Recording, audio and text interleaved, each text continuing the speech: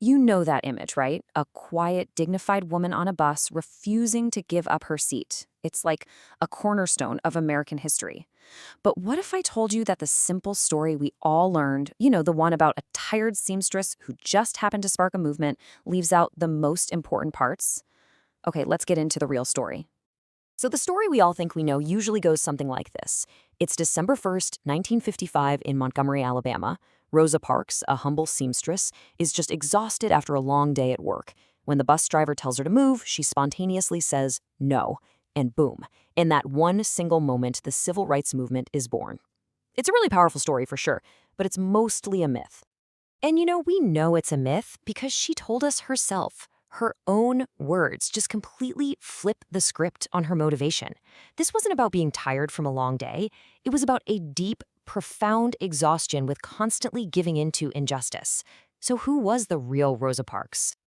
Well, the first big part of the story that's missing is that her refusal, it wasn't an accident at all. It was the deliberate act of a seasoned, trained, and deeply committed activist who'd been on the front lines for years. I mean, just look at this timeline. This was not the beginning of her story. For more than a decade, as the secretary of the Montgomery NAACP, she was investigating horrific cases of white brutality and sexual violence against Black people. And just a few months before her arrest, she attended a workshop specifically for civil rights organizers. Her stand on that bus wasn't a start, it was the continuation of a lifetime of work.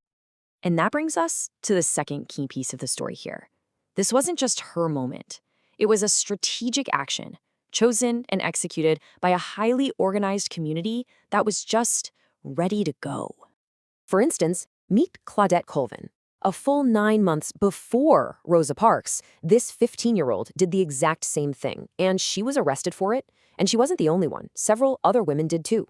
The community was already looking for a way to challenge bus segregation, but they were waiting for the right person to build a legal case around. So the crucial point is, they needed a test case. Civil rights leaders like E.D. Nixon knew that Rosa Parks, with her impeccable reputation and long history of activism, was the absolute perfect plaintiff. They knew her case would galvanize the community and could withstand the intense scrutiny that was about to come. She was chosen. And to see just how organized they were, wow. The moment Parks was arrested, Jo Ann Robinson and the Women's Political Council sprang into action. That very night, they printed and distributed over 52,000 leaflets calling for a one-day bus boycott. 52,000. This was a movement waiting for a trigger, not one that was created by it. Okay, and now for maybe the biggest aha moment of all, the part that really changes everything.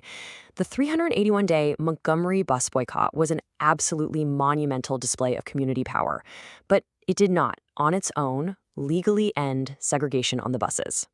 You see, Parks' own criminal case was just winding its way through the Alabama state courts, and it was pretty likely to get stuck there.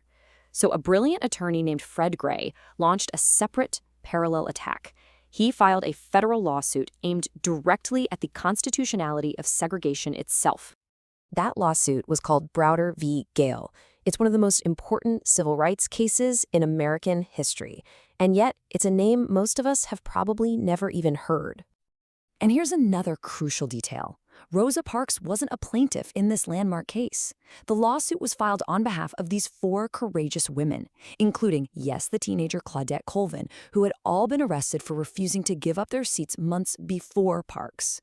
This is Aurelia Browder, the lead plaintiff. It was her case, Browder versus Gale, that went all the way to the U.S. Supreme Court, which ultimately ruled that bus segregation was unconstitutional. That lawsuit is what legally ended the practice in Montgomery. So why does knowing all of this matter? Does it somehow diminish Rosa Parks? Absolutely not. No way. In fact, it elevates her from a passive, one-day symbol into something so much more powerful, a lifelong radical and a dedicated soldier in the long fight for freedom. The myth just erases the immense personal cost of her stand. She and her husband were both fired from their jobs. They faced constant death threats. They were plunged into a decade of severe economic hardship and poor health. Her defiance wasn't a single day. It was a choice that cost her almost everything and eventually forced her to leave Montgomery for good. And her work didn't stop, not even close. After moving to Detroit, she worked for Congressman John Conyers for over 20 years, fighting Northern racism, police brutality, housing segregation, poverty. She even became a supporter of the Black Power movement and an admirer of Malcolm X. She was an activist to her core for her entire life.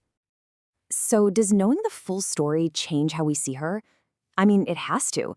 We lose the simple fairy tale of an accidental hero, but we gain something so much more valuable: the truth of a strategic, lifelong freedom fighter who understood her role within a larger, powerful, organized movement. Late in her life, on just a spare piece of paper, Rosa Parks wrote down a short phrase. It's a message that just perfectly sums up her true legacy. The struggle continues. Her real story isn't about one day on one bus. It's about a lifetime of dedication to the idea that the fight for human rights never, ever truly ends. And that's a legacy far more powerful than any myth. If you want more Sankofa stories like this one, subscribe and check out the next episode.